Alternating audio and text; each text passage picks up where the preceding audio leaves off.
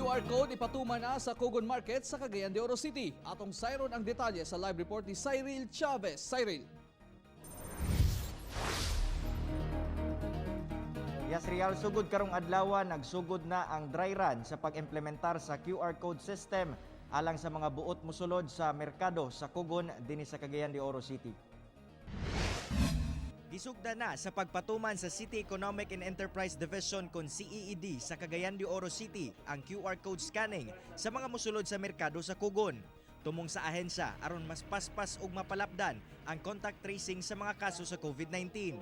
Tungod dry run pa lamang kini, makapamalengke pa ang walay QR code. Apan, giabisuhan silang mukuha og QR code sa labing daling panahon. Mamahimong mangayo og form sa opisina sa CEED nga anaa sa ikaduhang andana sa merkado aron makaproseso sa ilahang QR code. Importante kani siya kaayo kay kini man ang mahimo kini nato nga pamaagi sa pag-contact tracing sa mga tao nga mosulod sa merkado kay lagi na pa man si COVID. Unsa kaha ang masulti sa pipila ka mga kagay-anon sa mong sistema?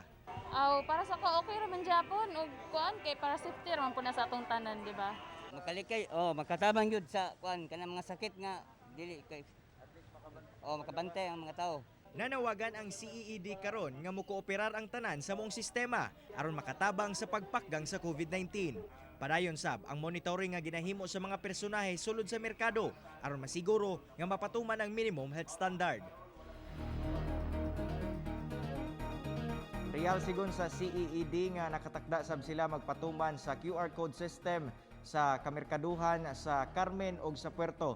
Igo na lamang nila ginapaabot karon ang mga dugang scanning devices aron mapatuman na kini. Busa panawagan nila sa mga kagay-anon nga buot mamalengke sa dinya sa Dakbayan nga iandam ang ilahang mga QR code kung mosulod sila sa kamerkaduhan.